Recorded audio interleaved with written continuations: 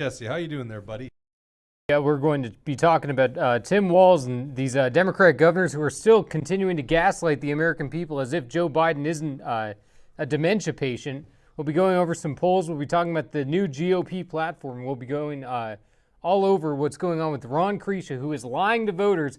Again, typical Ron Kreischa, telling people he's endorsed an endorsed Republican candidate. Of course, that's not true. He's failed 2 times in a row at getting that endorsement. I'm also seeing we got Tucker91, Laser Jim, JL Jass in the comments, so appreciate you guys all tuning in.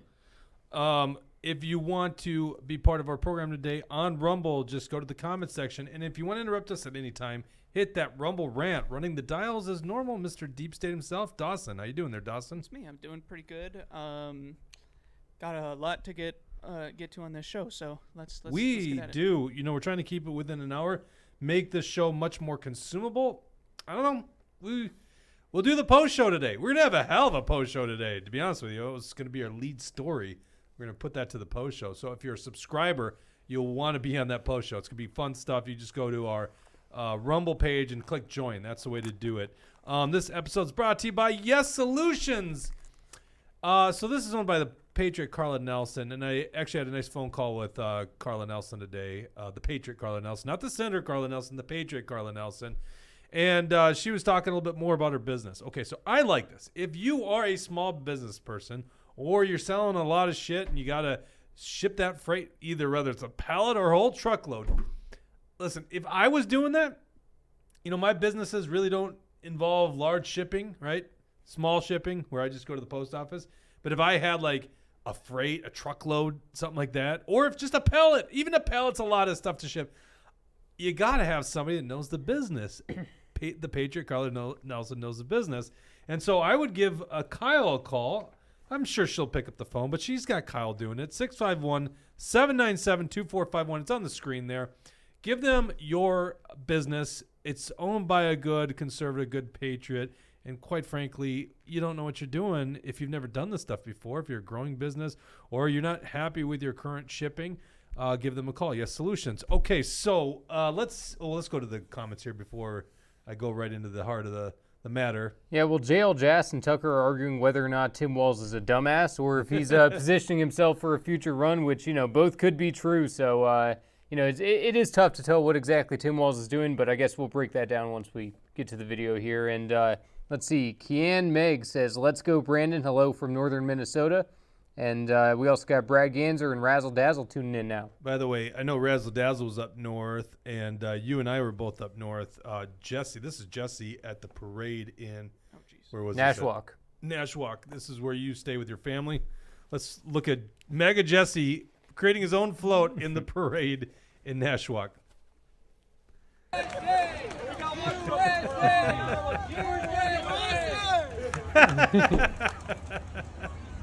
I saw you rifling through our stuff the other day. Yep. I was like, what are you doing? I just grabbed a bunch of stuff from my float in the parade. And, you know, of the 3 that I've done, that's the best one yet. And, you know, I stopped by, there's a Trump store in Forest Lake, so I went and stopped by that store. That guy was giving me all these flags for free. He gave me 6 flags, and I was like, I don't know what I'm going to do with all these, but incorporate whatever I could into there. And, yeah, it was, you know, almost all positive. There was a few people who, you know, were giving us problems as we were going, but for the most part, I mean, Itasca County voted for Trump for the first time. They voted Republican, you know, decades before that. So Itasca County, which is where Nashwauk is at, it's definitely red country now because people are seeing exactly what the Democrats are all about, and these Iron Range miners and everything.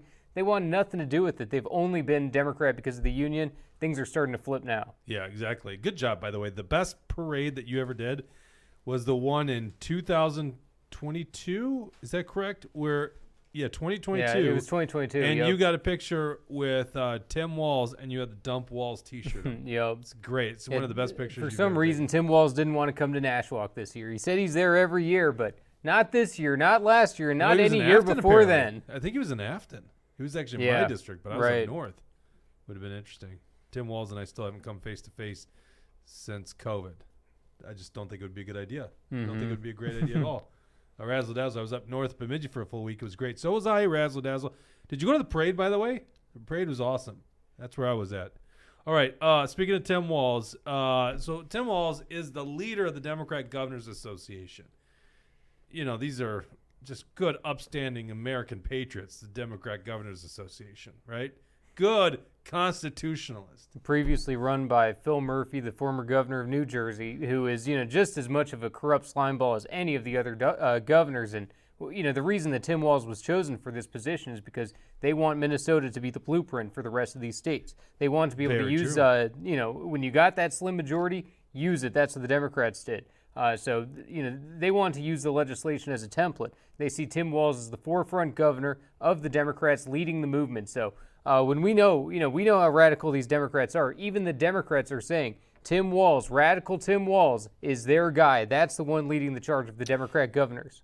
I didn't even think about this in our show prep today, but that's a great point. And we've talked about this before. Tim Walz in Minnesota is the tip of the spear of the progressive left-wing agenda. And if they could do it in Minnesota, which is more of a red state, all you guys that were up north or in greater Minnesota, this isn't a blue state. It's purple because of the cities, right? But otherwise, it's mostly red. And Tim Walz is the tip of the spear in this progressive agenda. If they could take over Minnesota, which they have, by year 2040, we can't have electricity produced by carbon resources, which is ridiculous, or carbon-emitted resources. Are you cheering for that, Dawson? Yeah, I'm just being silly. I had a silly feeling come over me. That was definitely silly. It felt good, though. All right. Hey, T-Wall. Good to see T-Wall's in the comment section. So this is Governor Walz with a couple other Democrat governors.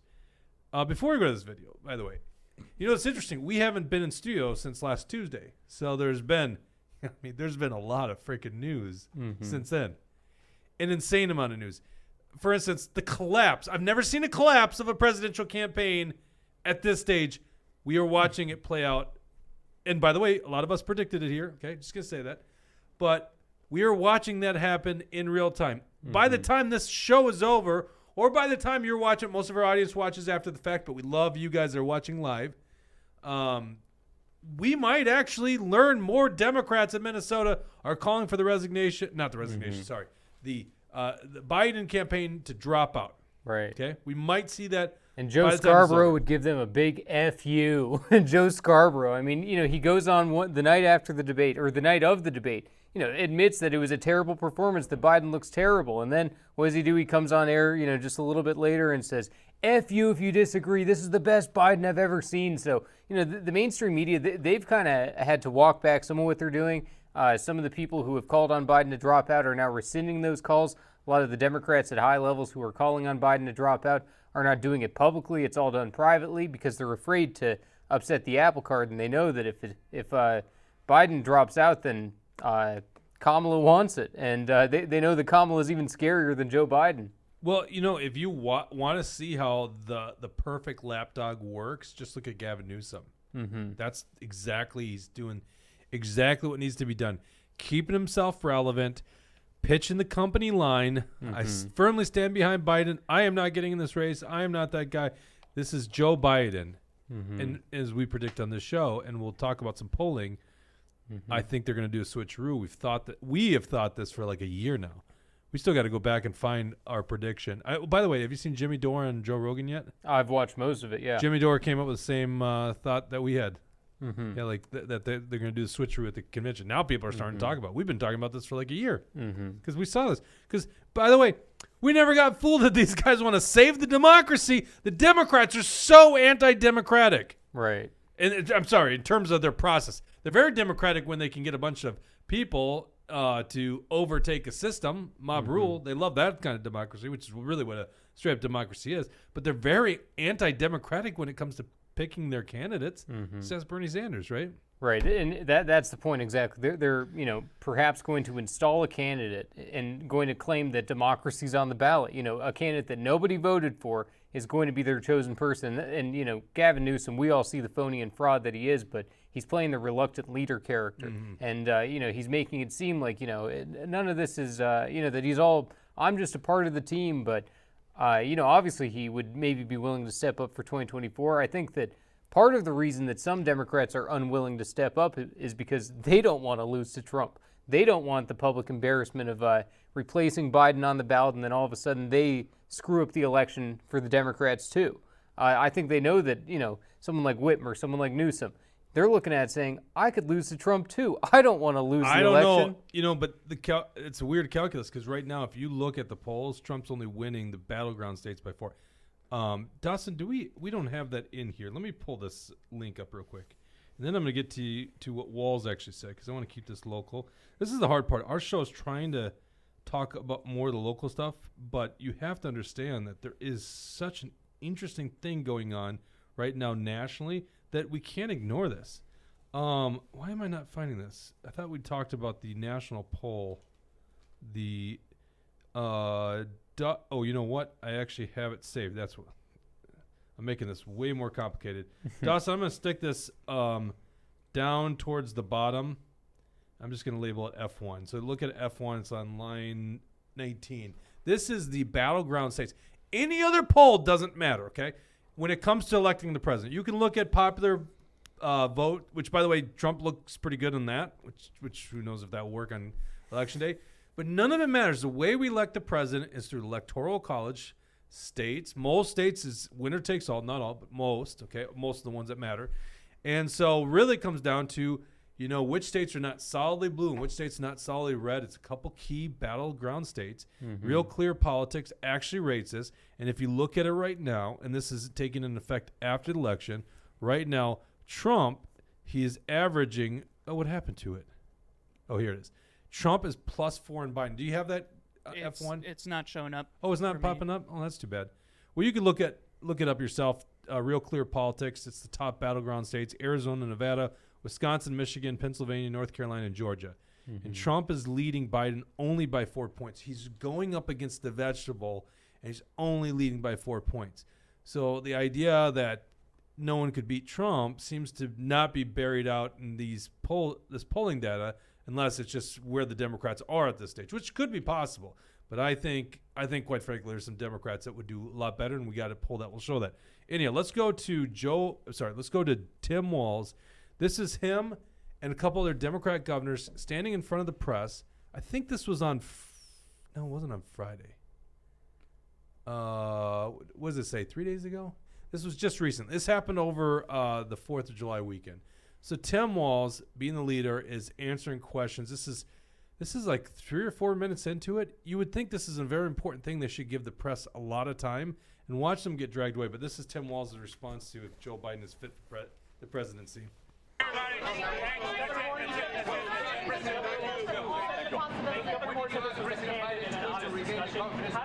Stop right there. Stop right there.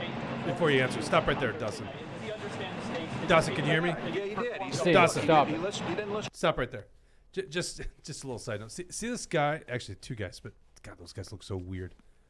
The guy looks so. Actually, all those guys look so sinister. But on the far right, that guy right there, he's clearly the guy trying to stop this interview from happening. And we're only a couple minutes into this thing. Okay, this is like all 3 of them made a statement.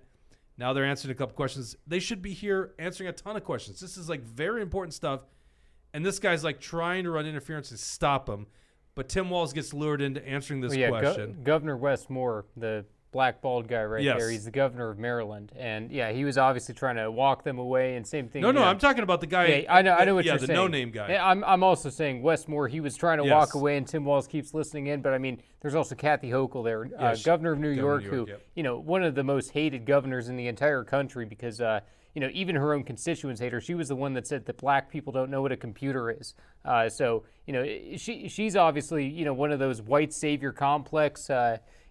She thinks that government can do no evil, that her and the Democrat Party are there to do good for, who knows what she thinks, but she's corrupt as hell. Right. Okay, let's play this. Himself, and I thought he gave a great example when he said, look, I'm worrying about numbers on this. It's about people. It's about their lives. This is Joe from Scranton. He talks about building the middle class. He did it. He delivered. And I think this idea that you get in your own head, you get a little bit cycled up on that. What we saw in there today was a guy who was the guy that all of us believed in the first time who could beat Donald Trump and did beat Donald Trump. Nope, that's all we can do. Nope, no more. We're done. No more questions. We can't possibly have to answer to you little people out there. Yep, and Tim Walz pat him on the back. Thank you. Thanks for getting us out of there. That's unbelievable. It shows there's plenty of people who play that role in politics. They have some side character who is there just to run interference. Kareem Jean-Pierre is one of those people as well. Whenever there's a hardest job in America, by the way. Whenever Biden is actually talking to the press, the first time in 6 months or whatever he does it, they're always trying to stop those questions immediately. And same thing with something like this. Every politician has a guy like that runs interference to stop the press from asking tough questions. Really quick, I got a point to make really fast. I think that this is the coolest looking pin for the flag that you could have. I think that they kind of ate with making this flag. I'm into it. This has sold me on it. Well, that pin is clean. Well, if our audience couldn't hate you more, there, Dawson, you just one up yourself. I do not care. That looks fantastic. That's a good flag. I don't think it's the most hideous flag in the world. Okay, they were going to go real bad. They were going to do basically the new Somalia flag. They luckily didn't do that. It's just about the fact that there was nothing wrong with the old flag. I didn't think the old flag was gorgeous. It's just that they got to change everything. You got to get rid of the Civil War statues. You got to change what's going on in the schools. The Constitution's a living, breathing document. Bud Light's got to have a transgender person representing itself. People are getting pissed off. They're changing everything. They like some of the old things. They like the old way. So, okay, let's go to this. Now, this is Jake Tapper. Brilliant commentary on CNN. A lot of us, Jesse, we're not geniuses here. Like, this was not Joe Rogan, by the way. Joe Rogan, largest audience out there. Joe Rogan's been saying this for years. The troubled state of Joe Biden. This was being seen by people that aren't even into politics and consuming it like you and me. Everyone who is being somewhat honest saw this. But somehow this was a mystery to the whole mainstream media and the Democrats elite. They didn't know this. And Walz still gaslighting and telling us everything's fine. He's the guy to beat Trump, right? Clearly not. But well, before the debate, they were saying that, look at all these conservatives, Republicans. How dare they say that Joe Biden has dementia and that, he's going to perform perfectly fine when he gets on stage. And then once they see it for the reality, and, part of the problem, too, is that it's at night, which, I'm sure Joe Biden goes to bed early, and it doesn't sound like he runs a very tough schedule to begin with, but he was at Camp David preparing for a whole week, and then he needed a whole other week to be able to come up with the response for what for what happened at that debate. And it's so unbelievable because this is, I heard one person say this is a bigger scandal than FDR can't walk, because it is, which, could be perfectly argued because FDR, he might not have been able to walk, but his brain was still functioning. While Joe Biden, we can't even trust the mental acuity of him anymore. We can't trust that he's going to even be able to stay awake during critical moments. And, when we're at war, when we're attacked, when these types of things are going on, you need someone competent in that position. And, that's why this election is so scary, because I'm starting to get the feeling more and more that the Democrats really do want to keep Biden in there because he's such a puppet. He does everything they need him to. They get to run the shadow government completely behind him, and Joe Biden's never going to question it. Right. He's never going to stop the shadow government, so they still get everything they want. And they might just rig this thing again, especially with RFK Jr. in the race, taking away all these votes that should go to Trump.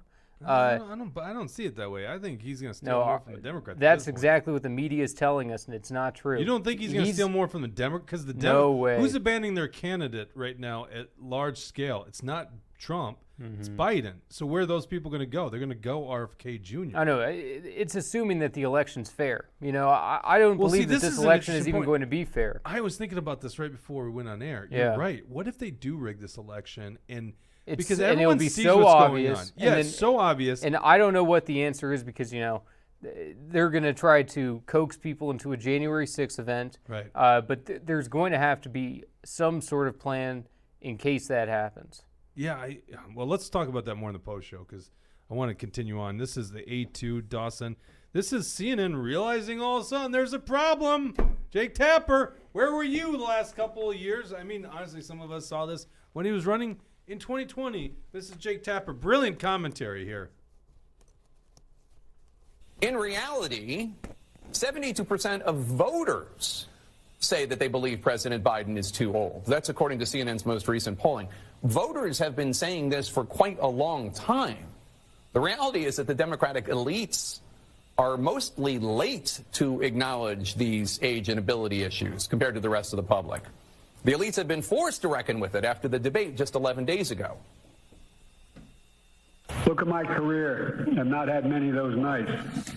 It was a terrible night, and I really regret it happened. But the fact of the matter is, how can you assure you're going to be on faith that can intervene on your way to go to, work tomorrow? Age wasn't, the idea I'm too old. The fact of the matter is, how can you assure you're going to be out on your way to go, work tomorrow? Age wasn't, the idea that I'm too old. Keep in mind, that soundbite is supposed to be reassuring to those Democratic supporters who have gone wobbly. Many Democratic officials with whom I've spoken are worried that President Biden and his family and his inner circle appear to be in complete denial, not just about whatever might be wrong with him, but the state of his candidacy right now. Okay. I first of all love how Jake Tapper's acting like, oh, the Democrat elites, where were they? They didn't see this coming. Like, pretending like you guys are different people is a joke to us, right? Like, that's what you guys are. Did you see? Yeah, it's not like his news show just started. It's like he's been reporting. He's been on CNN. Where's been the reporting on this? It's not until now when it was exposed in front of everybody. But I have to actually give Jake Tapper a little bit of credit because the debate that they ran, CNN ran, it was the fairest debate I've seen in the Trump era of general election debates because they actually just let the candidates talk and it wasn't about the moderators interfering. Right, yeah. Well, I mean, those were the rules, by the way, and it's kind of hilarious because those rules did not benefit Joe Biden at all. It hurt him big time. But, to me, it's just like, you guys got your CNN, you got cameras all over the place. How is it us, this up-and-coming show, small-scale studio, we've seen this so clearly for 4 years? Joe Rogan, despite how big, I mean, he makes, $250 million in 4 or 5 years, whatever the contract is with Rumble. It's still a very small operation. It's like him and Jamie. They've been on top of this stuff. Most, or alternative, new age media, whatever the hell you want to call all of us, we've seen it. We've been talking about it. And all of a sudden, now Jake Tapper. Oh, the elites. How did they miss this? You were literally covering for this guy. You're the elite. You're the elites. You are the elites. CNN is the elites that was covering this up, just like every other major news network, and even Fox News didn't call it out like they should have. So, that's why it took so many people by surprise, and that's why we weren't surprised at all that that's what Joe Biden is. But at this point they have to admit that there's a problem. This is why the media is doing this. They have to admit it because they're suffering so much, okay? This is why I'm so bullish on our show and other shows, okay? Not that we have all these solutions and answers out there.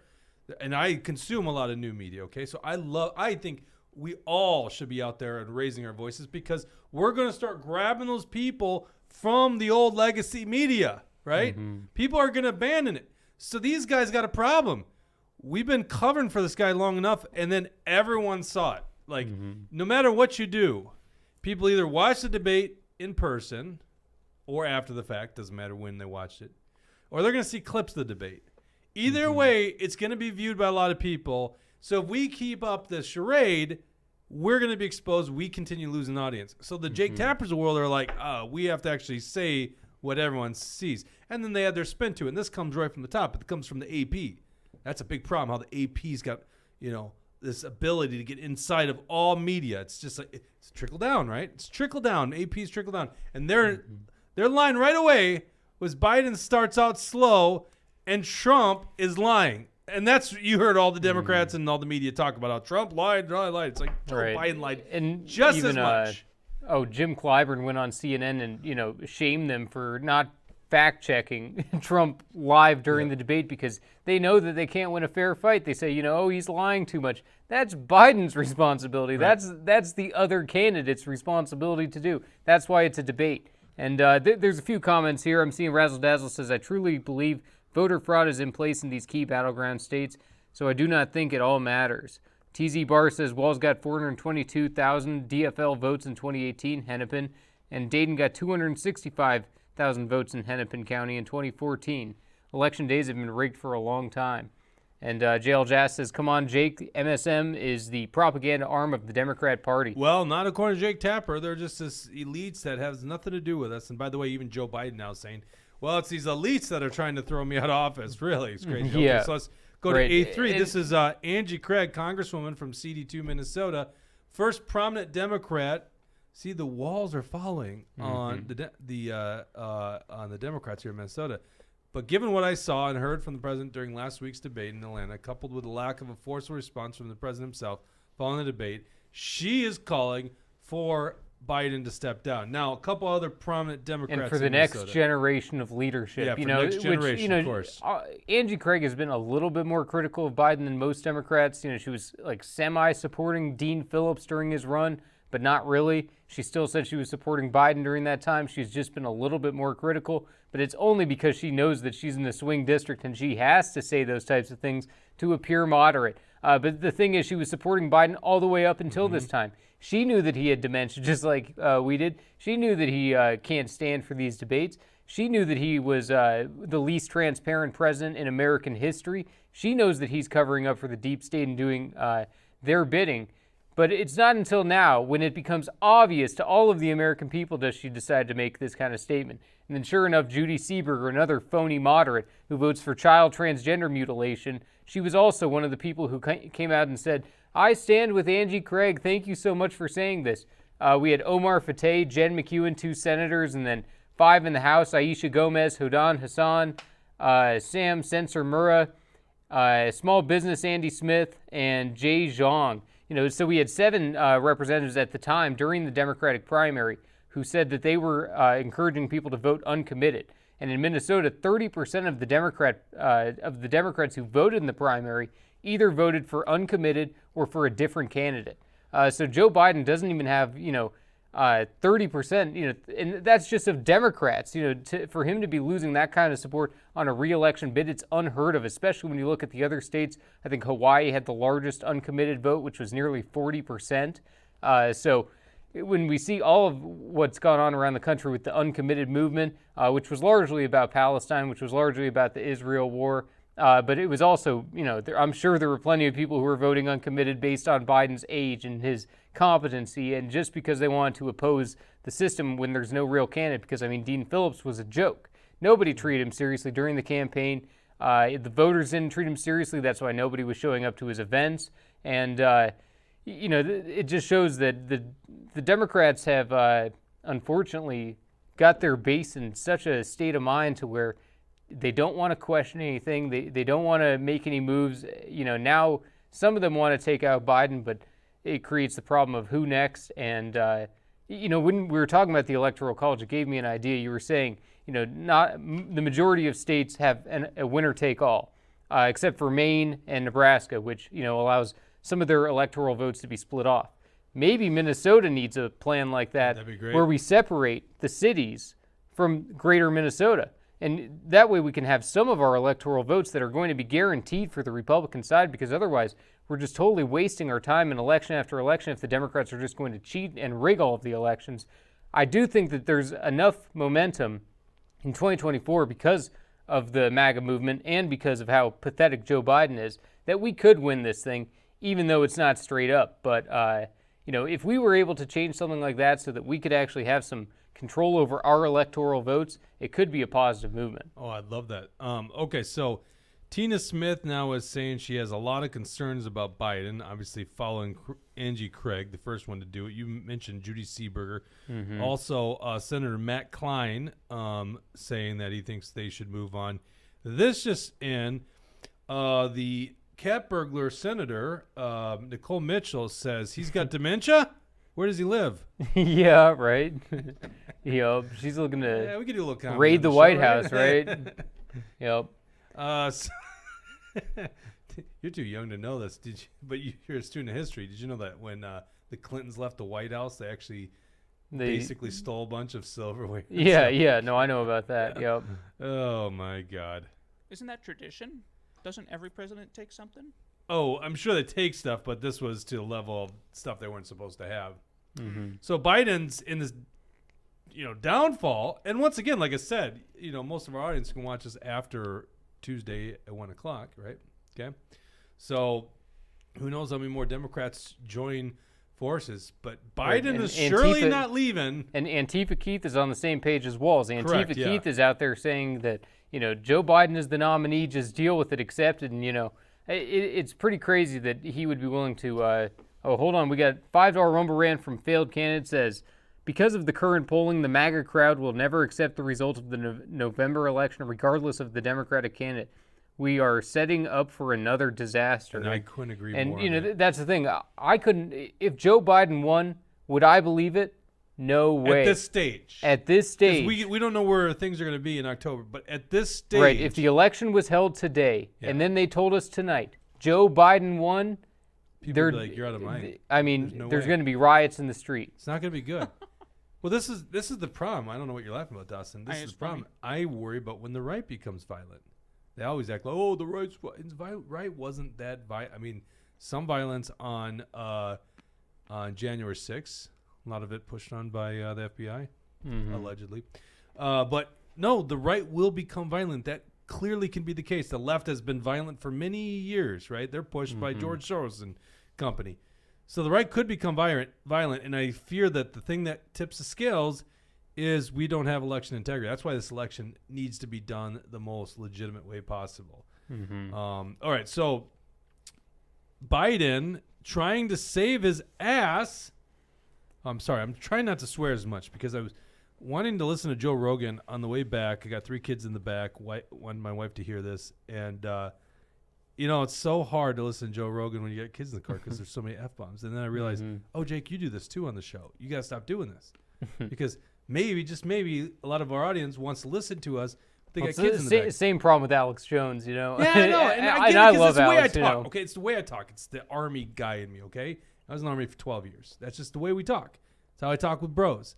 And you guys are my bros, right? I was going to say my bros and my hoes, but no, I'm not going to say that. Brad Ganser, Jake may have to get scuba certified to retrieve his guns from the bottom of that lake. I am certified, by the way. I am certified. Okay, so, and by the way, I'm not joining that revolution. I believe in peace. Damn it, Brad, don't you dare do that. FBI's going to come knocking on my door. So let's go to A4. This is Biden trying to save his own butt.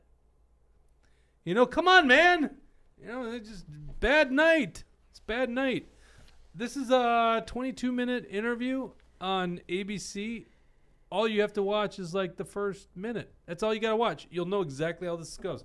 This is George. By the way, if you don't know George Stephanopoulos, not a conservative. George Stephanopoulos, and might be one of the best in the mainstream media in terms of interviews, but he was literally on the Clinton victory team in 1992. I mean, this guy he was a Democrat operative. Okay?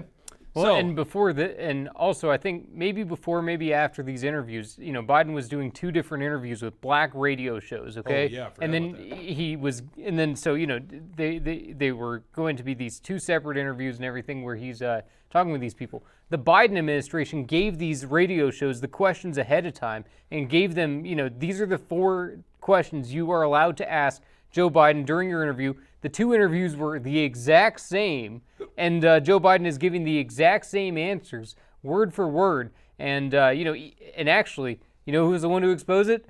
CNN.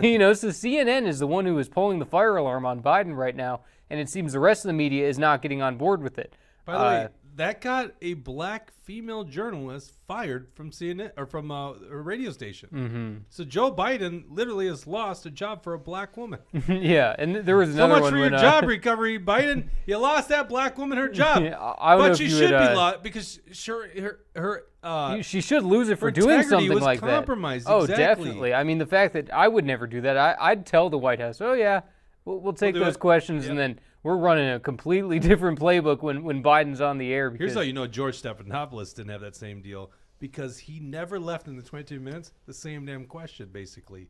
Are you fit to run? That's it. They didn't cover anything but that for 22 minutes. And if you watch the whole thing, you understand why he couldn't leave that topipic. Right. And anyhow, let's play the first minute here. You'll get the gist of it. Because I know a lot of you guys, this came out on Friday night. So imagine you are celebrating our country independence from a tyrant, an overseas tyrant, on the 4th of July on Thursday. Then comes Friday. You're still hungover, worn out, whatever, fishing, whatever you're doing, eating some more brats, cooking some more burgers, whatever it is. Hopefully your burgers are actually cooked, not unlike Chuck Schumer. So you're doing that on Friday. You're not paying attention to this important interview, because this is an important interview on a Friday. And then I think they dice it up and put it together for the Sunday program. So that's when this thing comes out. So it's almost like they didn't want you to see it. So here it is. I know a lot of you guys probably haven't seen it, but just watch the first minute. It's all you got to watch. This is the interview to save Joe Biden's butt right here. Mr. President, thank you for doing this. Thank you for having me. Let's start with the debate. You and your team have said you had a bad night, but your friend Nancy Pelosi actually framed the question that I think is on the minds of millions of Americans. Was this a bad episode or the sign of a more serious condition? It's a bad episode. No indication of any serious condition. I was exhausted. I didn't listen to my instincts in terms of preparing, and I had a bad night. You know, you say you were exhausted, and I know you've said that before as well, but you came, and you did have a tough month, but you came home from Europe about 11 or 12 days before the debate, spent 6 days in Camp David. Why wasn't that enough rest time, enough recovery time? Because I was sick. I was feeling terrible. Matter of fact, the docs with me, I asked them, they did a COVID test because they were trying to figure out what was wrong. They did a test to see whether or not I had some infection, a virus. I didn't. They just had a really bad cold. And did you ever watch the debate afterwards? I don't think I did, no. Well, what I want to get at is, what were your experiences remember. as you were going Stop through right the there. debate? Did Stop. you know? Look at that look. I mean, that's what we saw on the debate stage. I remember when we were watching the debate, we had the party here, and I just kept And how does taking he not snapshots. remember? You would remember if you rewatched the debate you were in or not. Of course you would. Of course you would. Right, but Dawson, are you watching this? Not him. This is crazy town. This is minute and a half into this is all you need to see. And even right if here. even if we took him at his word that it was all a bad cold, it had nothing to do with his cognitive impairment or anything. If we were to believe that, how can we, how could we, as a country, the top country in the world, the leader of the free world, how could we expect to have a guy as our president who could be taken out by a cold, where a cold is able to make him look like he has dementia if we're to take him at his word? Right. So it shows that he obviously does not have the fortitude to continue to do the job. I mean, T. Wall says when he took a week or two off to prepare for it. Yes, I mean, I think he probably did take that time off, right, to prepare for a debate, and that's the best you got. Another reason why the Democrats should abandon this guy. I don't know. Jeez. All right, this episode's also brought to you by Mr. Dangerous Freedom. This is Warren Wessel. Warren Wessel of Keller Williams Realty. Dangerous Freedom. This guy has been with us since the get-go. This was back even when we had the Living Free podcast. Predates Jesse. This was me and Jack. So Warren, trusted guy in the business. You can give Warren a call, 612-419-7453. If you're buying or selling a home, this is my friend. He sings in my church choir. He's been with us. He thinks like you and me. He's a damn good realtor. I'm not just saying that because I get paid to say it. In fact, nowhere on here it says I'm a damn good realtor. Yeah, he's got I've sold over $170 million in real estate, over 1,000 transactions. Well, thanks for the bio, Warren. I know who you are, Warren. You're a damn good realtor. You saved my butt in a house. We had an offer in a house. He told me to do this test, found $25,000 of water damage, moved on, found the home that we really wanted. Give him a call, Warren, if you're buying or selling a home. Also, if you're buying a home, give the good guys at John Galt Mortgage Company a chance at financing your home. They were on the last program. If you want to go watch it, our Tuesday show, our July 4th. John Galt Mortgage Company. It's just like the name. John Galt, if you know the book, Atlas Shrugged by Ayn Rand. Dawson, throw up that graphic there for John Galt Mortgage Company. You can go to johngaltmortgage.com. Go check these guys out. Check out their social media. I can't stress this enough. Check out their social media. These people actually are running a company that are posting memes and political things that agree with you and me. It's actually kind of fun to watch. They actually do business, right? It's almost like it's a troll account. It's not a troll account. They just really stand for they really put out what they stand for, unlike Bud Light. Okay, or maybe Bud Light really is serious about it. I don't know. We'll see. Okay, so like I've been alluding to here many times, There is a poll out. This is from the Daily Wire. This is the B1 exhibit there, Dawson. This is from the Daily Wire. It says only one Dem beats Trump in hypothetical match, polls show. And this was a poll here. Where does it say it? 1,070 U.S. adults just days after Biden's performance. I'm not seeing what the poll is. Maybe I'll find it in a second. And yeah, presumptive Republican nominee Donald Trump trails just one Democrat in a hypothetical matchup, according to a new poll. Former First Lady Michelle Obama, who has said several times that she will not run for president in 2024. Oh, here it is. Reuters, Ipsos. What is Ipsos? Do you know what Ipsos is? Well, we all know what Reuters is. Released this week. Showed Trump tied with President Joe Biden and leading Vice President Kamala Harris, California Governor Gavin Newsom, and Michelle Governor Gretchen Whitmer, The Hill reported. Trump, however, fell far behind the wife of former President Barack Obama, according to the poll. Michelle Obama bested Trump in the polls by 11 points, garnering 50% compared to Trump's 39%. This is why I made the prediction a long time ago that what the anti-Democrat party is going to do is they're going to clear the field of all the potential primary challenges. RFK Jr., Dean Phillips, Marianne Williamson. They're going to clear out the field. Cenk Uygur, well, he was incapable of running for president, constitutionally speaking. They were going to clear out this field because that's when the people actually get a voice, right? Clear out the field during the primary. Florida didn't even have a freaking primary, right? They're going to clear out the field, and then they're going to go on that convention. And we said on the show as well, there's going to be a health scare. I think this qualifies as the health scare, right? Now, I think the one problem with my prediction here, maybe two problems. A, maybe Michelle Obama really won't do it, okay? But this is compelling stuff. But number two is, Joe Biden is technically the world's most powerful man. And if he doesn't want to go, how do you get him to go? Like, he is the president of the United States. So it might be, I think we're kind of watching. It seems like Jill Biden going, no freaking way. No way. You're not taking him. I want to keep going to the parties. I want my guy in power. But, and he's the president. So what are they going to do? I don't know. So that's the one thing but no doubt about it, we're watching straight up.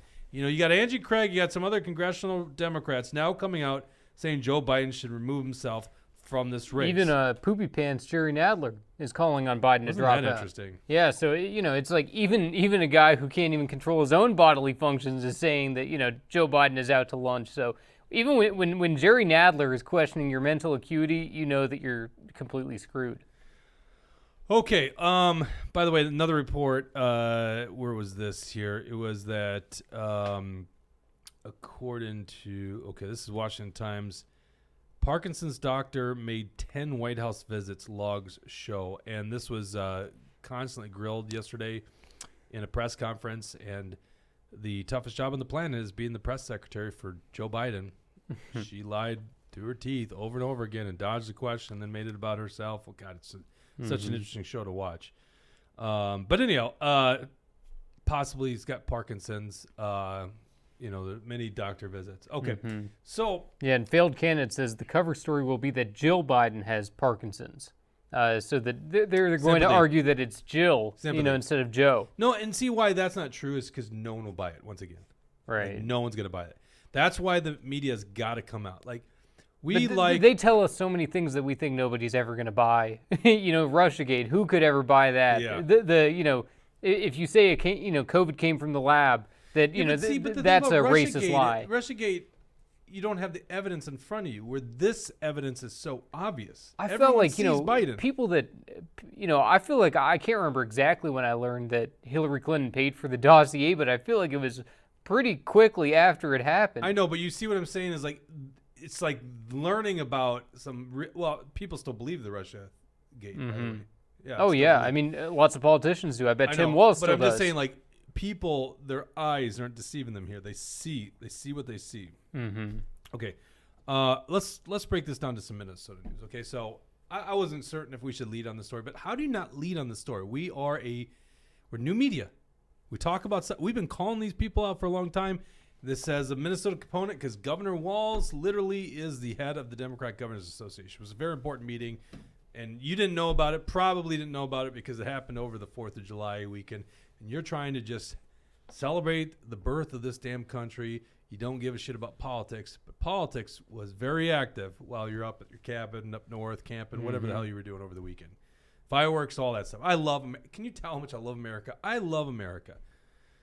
I think we're losing America. I think we got a problem with America. If we got time, we'll get into this GOP platform too, by the way. So let's talk about Ron Krisha. This upsets me. So, the one thing that's interesting about our show, I think we're about, a year and a half in. We're literally a year and a half into the show, okay? And we predated the show with what we call the Jake Show, okay? Just kind of testing out the studio and all that stuff. So I feel like we might be finding our voice, but eventually there's a progression of any kind of media where you start finding your voice, okay? And hopefully at some point you hit it big. Tucker Carlson, that guy eventually found his voice, and his voice was very controversial to the powers that be at Fox News. So they cut him, but he's doing just fine, okay?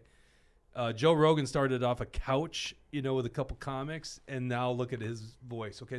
So I think we're finding our voice, and my feeling, Jesse, is the voice that we bring to the table, the thing that we bring to the table, is we don't just look at this like left versus right dichotomy, okay? In fact, I think most of that's bullshit, okay?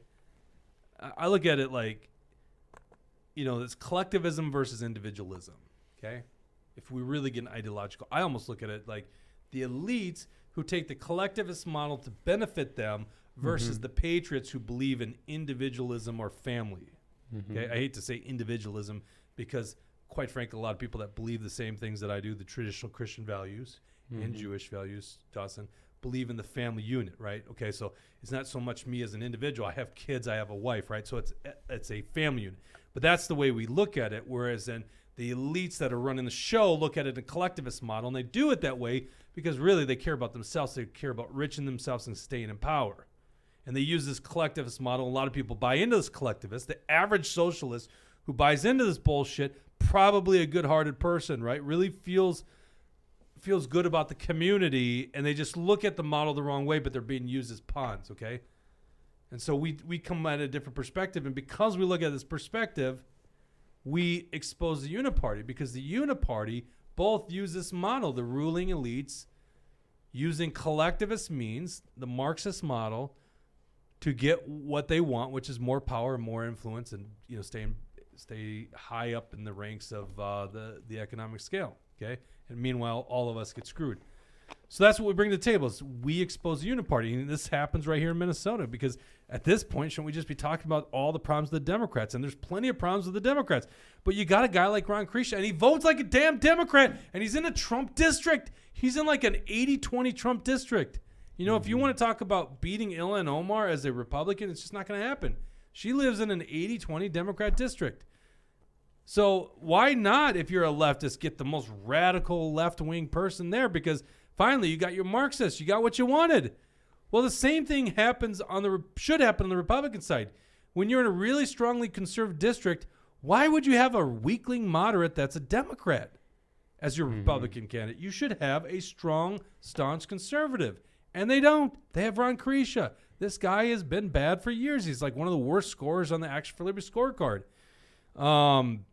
He's got a bill many years ago that would have given $5 million. What was that what was the $5 million one? I got it in here. Oh yeah. Oh, you got. So pull up the article. Jesse just wrote this article for Action for Liberty. And this is, go ahead. You describe it. You wrote the article. I haven't even read it yet.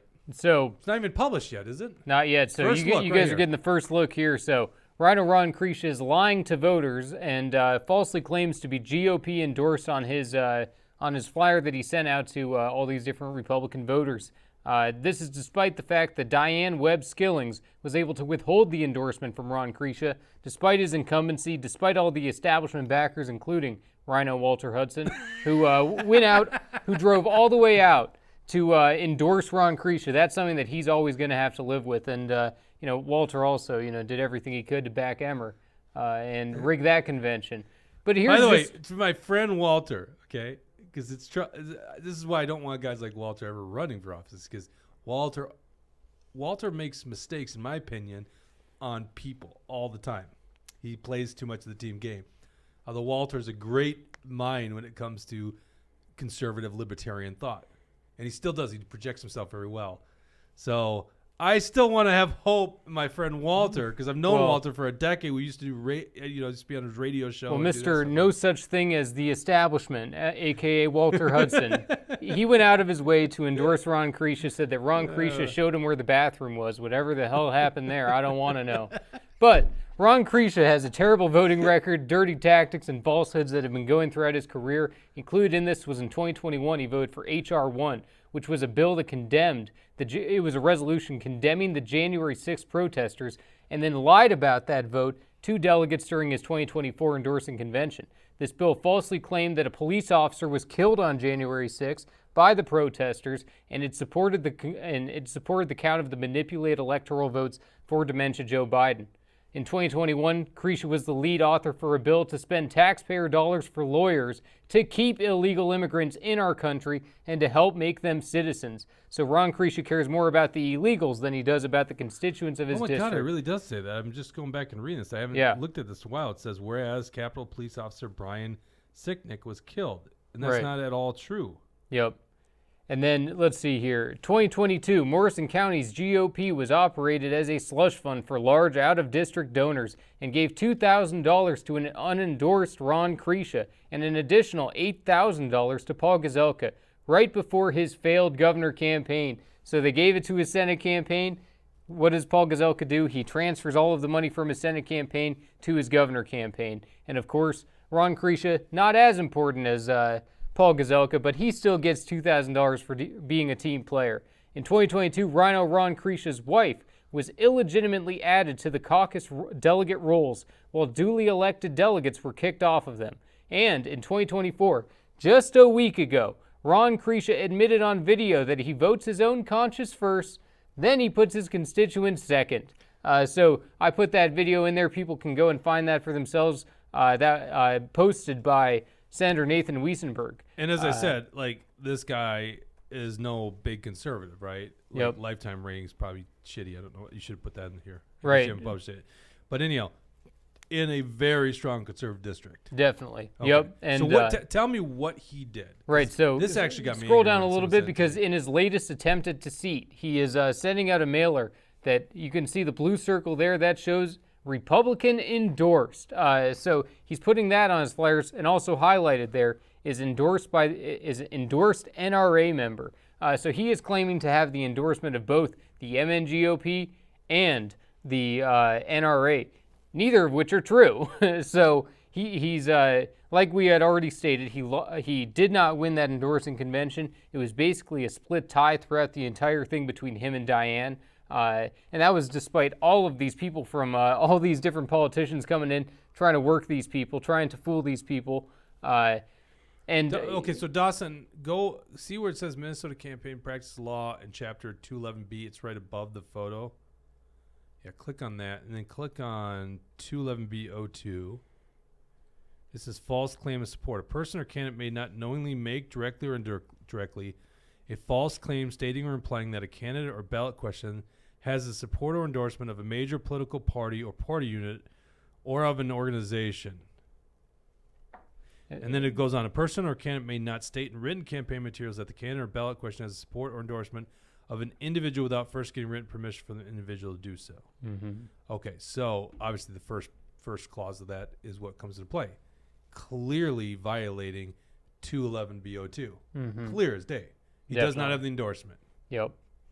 Absolutely. So he's putting that in there as if he does, and it's obviously a violation of the law, and it's so much of a violation that even Rhino Ron Krisha had to admit it. So he put on his Facebook page that that this was an unintentional oversight, that it was old literature. So that's what Ron Krisha had posted there, and as you can see, he's basically saying it's my fault, my apology. It was just an accident. It was old literature.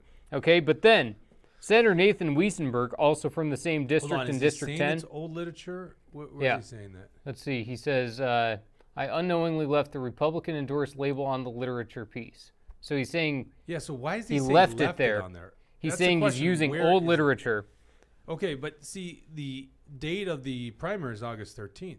Mm-hmm. So it's clearly a new piece. Right, exactly. And that's exactly so that what... just seems like a lie to me right there. And the other Right. thing that's interesting about it is, so is he just, at this point, does Ron Kreischer assume all is good, no harm, no foul? I just mailed out, let's assume it was thousands apiece to primary voters saying I'm the Republican endorsed candidate. And I'm going to just simply post on Facebook to my friends and family and say, I apologize. I shouldn't have said that. And I'm self-reporting it. And I'm self-reporting, which, by the way, you got caught red-handed. Exactly. That's why you're doing it. But to me, that does not correct the violation at all. I mean, you just have to imagine that thousands of people that got his lit piece that think he's a Republican endorsed candidate that just got tricked by this politician to think that he was a Republican endorsed candidate will not see this Facebook post. No way. So I think either to remedy this situation, and I think this goes to courts. Is that how it works? If there's a violation, they should be forced to call everyone and leave voicemails saying that he is not the Republican endorsed candidate and he lied or he had an error on his thing, or he has to mail out multiple pieces saying that, right? Seems to be the right remedy to this. Yep. And yeah, exactly. And Senator Nathan Wiesenberg from the same district pointed this out too, exactly what you were saying. He, in his own post on Facebook, he said that there's no way this is old literature, it's new literature, and that Ron Kreischer is just covering up his old lie with a new lie. So, he's claiming that it's old literature now. So he's just, again, trying to lie and deceive voters in another attempt by pretending like it was all just a misunderstanding. But go and go back to the article, because the rest of the flyer is a complete joke as well, because he says in here that he is opposed to attempts by the government to infringe on our constitutional rights, yet he somehow supports illegal immigrants more than his own constituents. He's not trying to get his constituents money for legal services, no. He's trying to get illegal immigrants money for their legal services. And, he's got radical Democrats on that bill too, so people should check that out. And Kreischer voted against ending Walz and Mercy Powers in right. the first vote. And I also scroll down a little bit there, Dawson. I even linked the HRCC in there. You don't need to click it, but if people do go on there, what they'll see is that he has a profile still up on the HRCC website.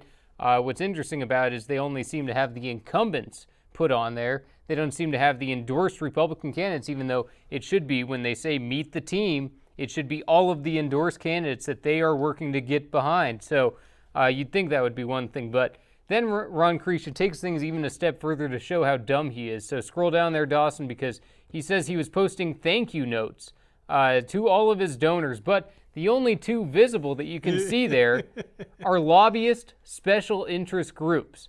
So obviously, I'm sure that's what all those notes are for. I mean, I wouldn't even be surprised if some of those were fake. I couldn't believe that he'd have that many people supporting him. But I would believe it when it comes to the fact that these are all probably special interest groups, that he's trying to beg for more money because he knows he is in the first competitive primary of his entire career in a ruby red district against Diane Webb Skillings, who is absolutely bringing the fight to him, plans to drain this St. Paul swamp. So, conservatives in 10A are absolutely given a choice in this election. And I think a lot of people in 10A are fed up with Rhino Ron. They finally have someone to take him out.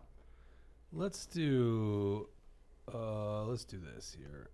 I'm looking up his report from 2022. And Love Minnesota says Kreischer is just using this as an opportunity to get in the conversation, to get more free advertising for himself. This was 100% deliberate as part of his campaign strategy, and that could be true because obviously we're talking about him now, but but it's such a negative headline that he lied to voters. So I don't think it's true at all, because this looks bad for him. The problem is it's not going to look bad for him to the people that are voting in the primary, because the last thing they see, they're not looking at the Facebook post. The last thing they see is he's a Republican endorsed candidate. There's nothing that's remedy to that. If you look at his 2022 report, he got a total of $1,800 in lobbyist contributions. And then when it comes to the special interest PACs and stuff, it's a ton of money. A lot of Minnesota Business Partnership gave it to him then. Those are like the crony capitalist. Chamber of Compromise, Troopers Association,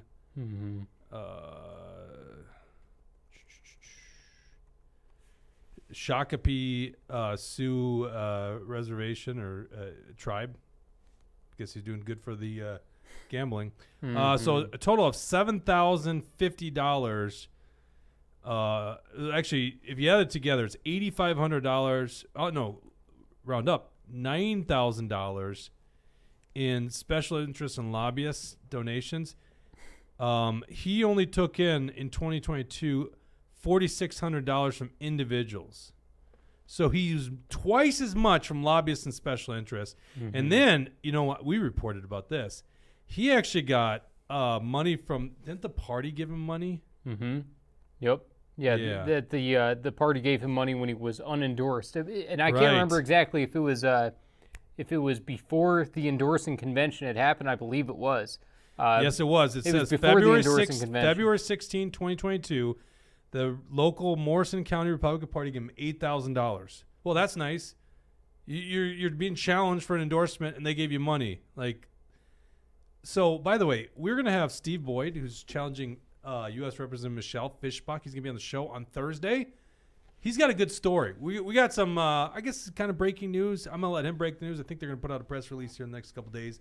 But he's going to be in studio here on Thursday to talk about the rigged game against these people. Now, I'm not saying he's going to lose. He hasn't admitted defeat. But what you're going to hear from him is pretty interesting stuff, how they try to rig the game against newcomers. It's just a re-election racket. That's clearly what I'm looking at when I look at Ron Kreischer's 2022 CFB report, $8,000 before the actual election cycle even began. So you're just giving your incumbent a leg up on everybody. But yeah, once again, Ron Kreischer doubled the money from lobbyists and PACs that he receives from individual donors. That pretty much tells the whole story in my book. You know, I remember, like Eric Mortensen set a record in 2021 for fundraising. I was thinking about that let too. me find this here because I'm on the website right now. Eric Mortensen set a fundraising record in 2021. That's why the politicians hate him, because the grassroots loves him. You know, it was so obvious that no Democrat could compete with him, no Republican could compete with him, because he actually had the people. You know, he had the support of the people instead of these special interests that were funding every other campaign. So it shows that when you have the people on your side, that's how you become a real threat to their power. Okay, so here's Mortensen's in the year. It's $91,000 he raised.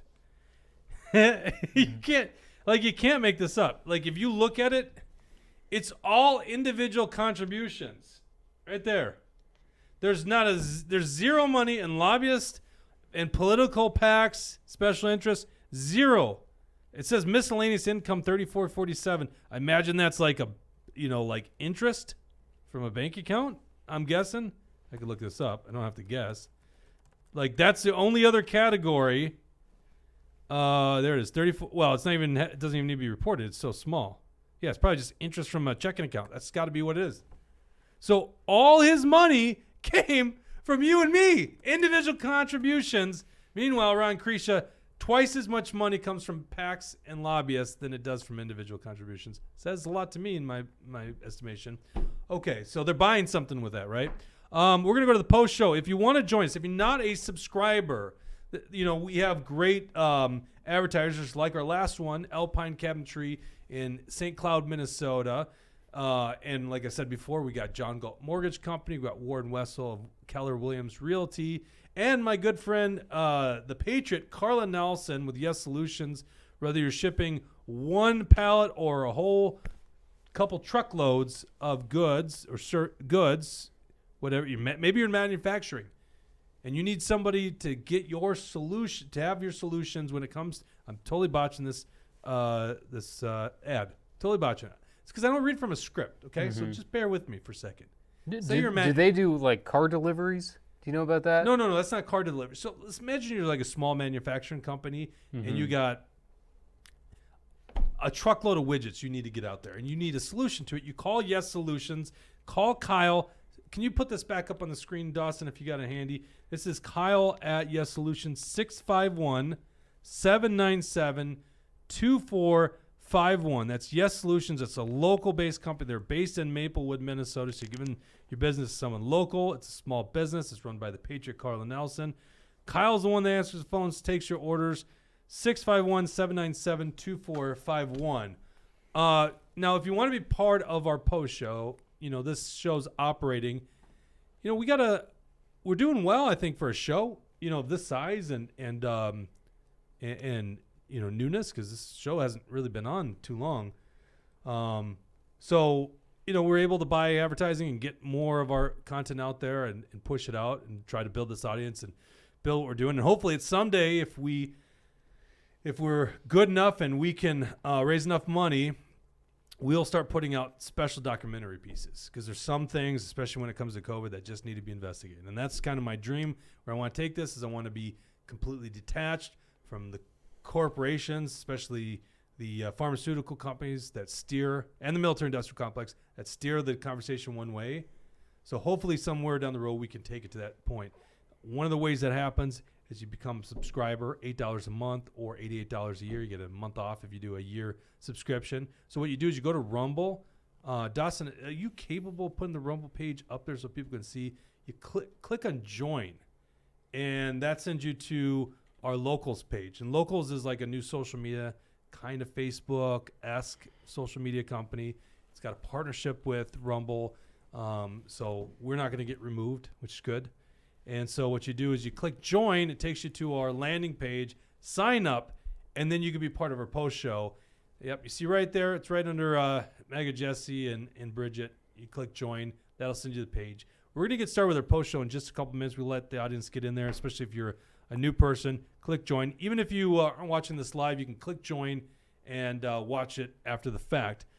But I want to talk about a couple things here in the post show. Oh, we didn't get to our VP pick, so maybe we'll talk about that too. Project 2025. All of a sudden, this is a big hot issue the Democrats are going after Trump on. What the hell's Project 2025? Get into that. And then did you see these racists, what are they called? The Patriot Front? Making this weird entrance in Tennessee, Nashville, Tennessee, getting off these U-Hauls. This is supposedly, Dawson, you see line G20? You want to pull that video up real quick? Give people a taste of this. Is there something more behind this story? We want to get into it. That's something about the post show is maybe if I haven't fully formed where I'm at on something, we can dive into it, on the post show. So this is for subscribers. I read your comments live. Everyone that comments in the post show is part of the show. That's the other thing. So all you got to do is sign up. All you that are subscribers right now, we'll see you in there in 2 minutes. For all the rest, we'll be back here on Thursday with Steve Boyd. I'm going to talk about that. I can't wait to talk about this. Something goofy about this. Thursday with Steve Boyd, congressional candidate in CD7. We'll see you then.